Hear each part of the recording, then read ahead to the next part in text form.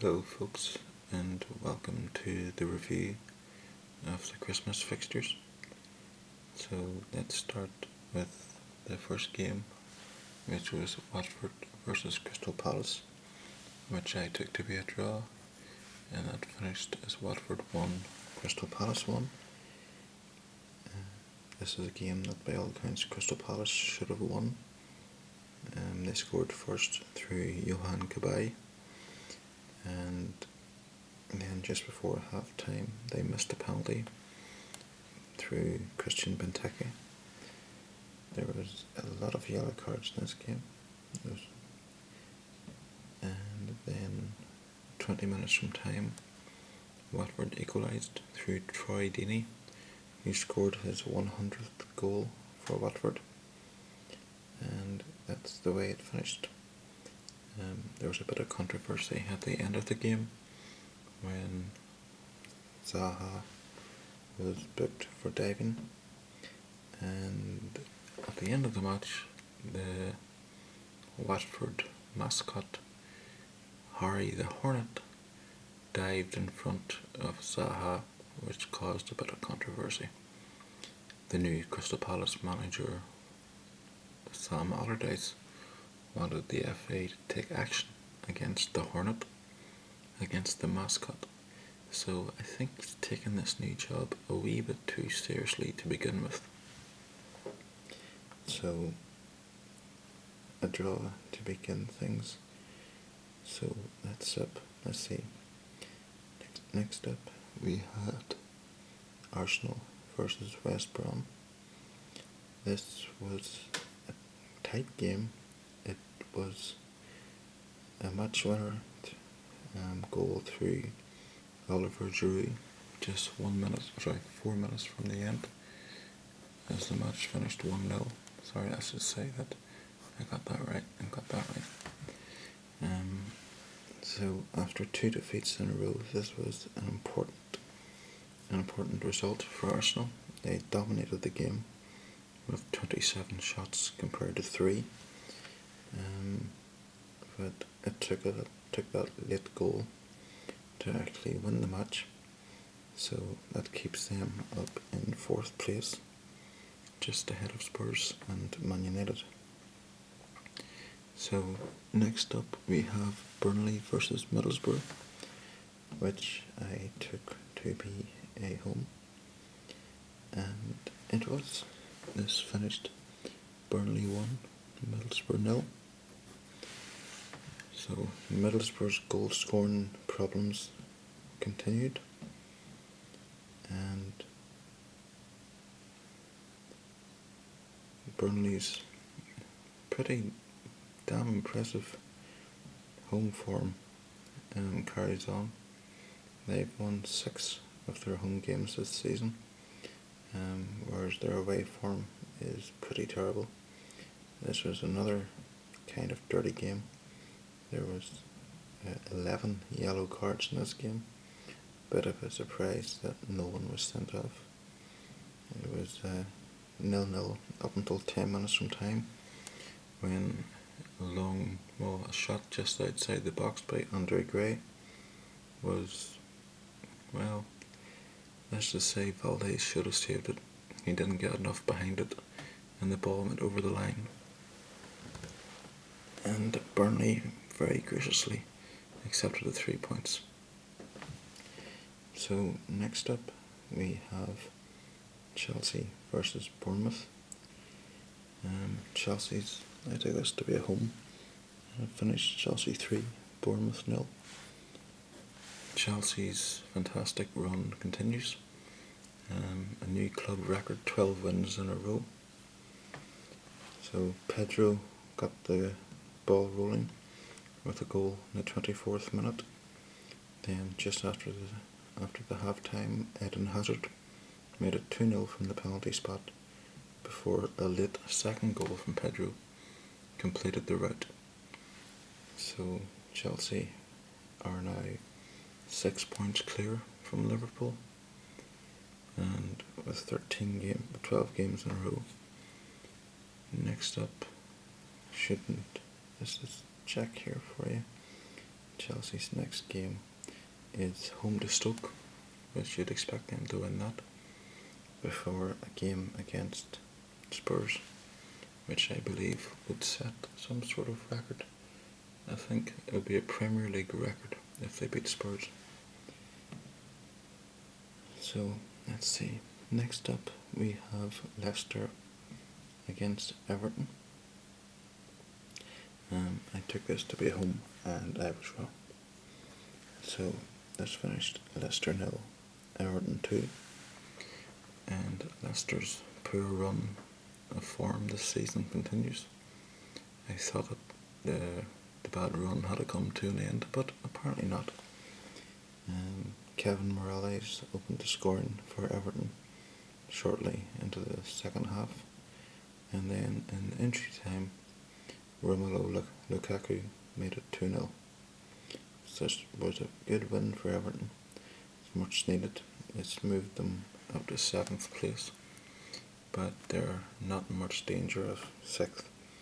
They're sort of the best of the rest sort of situation going on for them at the minute.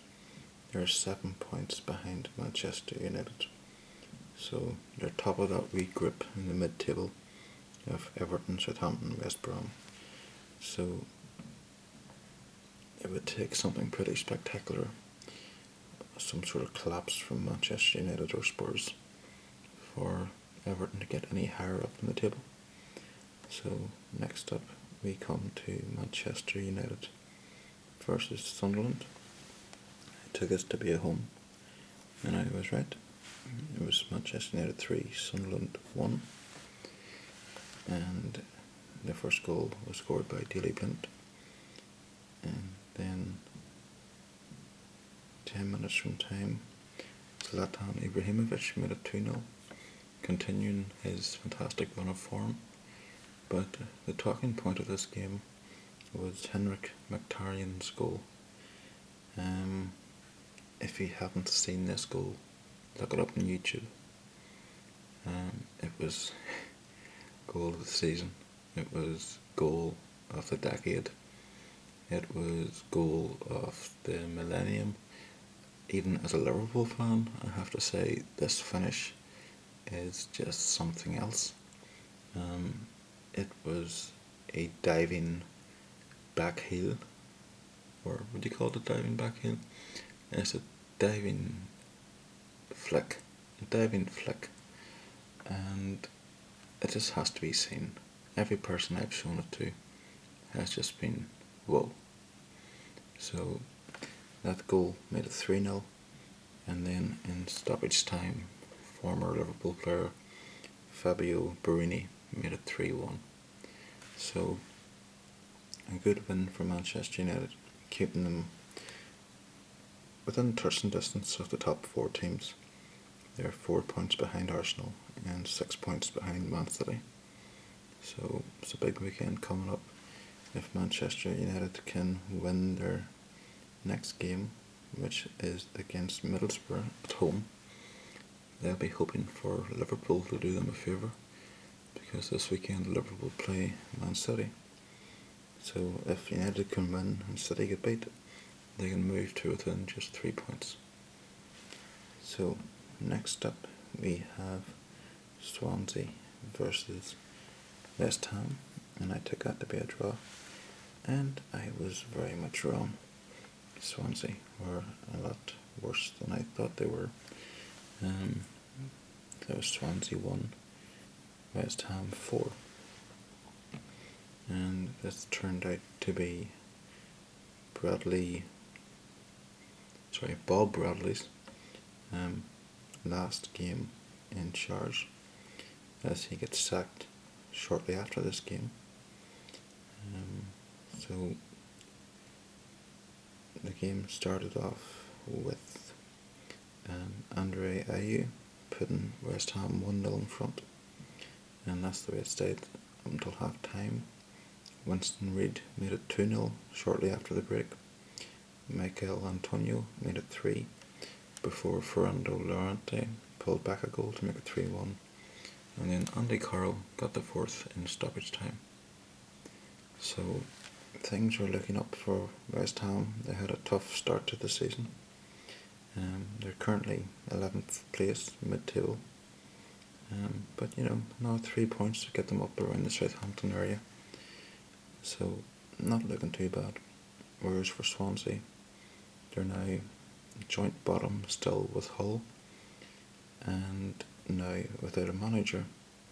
And to be fair, I can't see any decent manager wanting to come over and take over Swansea in the position they're in with half the season gone. So next up we come to Hull versus Man City, and I took this for an away, and it was correct. This was hard going for Man City. They didn't score until the 72nd minute, a penalty from Yaya Toure, and then 5 minutes later Iheanacho made it 2-0 before, in stoppage time, Curtis Davies' own goal made it 3-0. It was a game that Man City dominated. They had plenty of shots and much more of the ball, so their win temporarily moved them up into second place. And for Hull, it keeps them rooted in the bottom of the table. They're now 4 points from safety, although they do have a 21 goal difference worse than Crystal Palace, so you could say 5 points from safety. With their small squad, I can't see them signing too many players, too many top players, or any top players actually, in the January transfer market. So it's not looking, January transfer window, so it's not looking too good for Hull. So next up we come to Liverpool versus Stoke.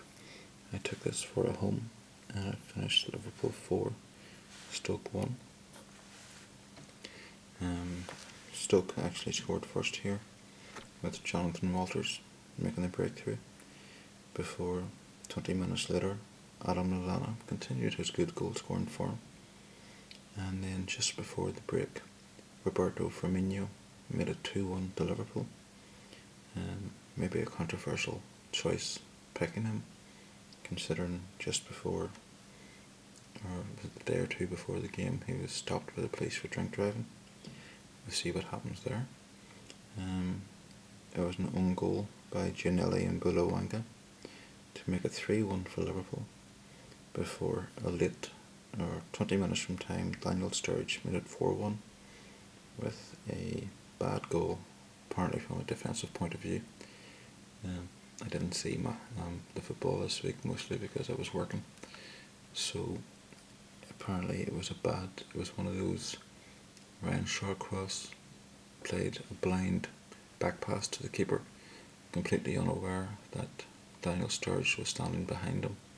So he ran through, took it around the keeper, and made it 4-1. So that put Liverpool back up above Man City, back into second place, and they're now 6 points behind Chelsea, but 4 points safely in the top 4. And then that finally brings us through to last night's game, which was Southampton versus Spurs, Tottenham Hotspur, and I took that to be a draw, and I was wrong. It was Southampton 1, Tottenham Hotspur 4. Southampton actually scored first in this game. They scored after, I think it was 37 seconds. Virgil van Dijk made it 1-0,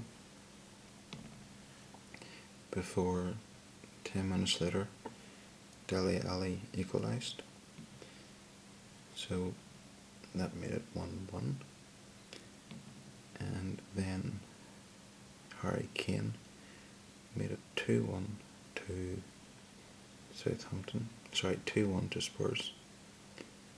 There was a controversial sending off and a penalty to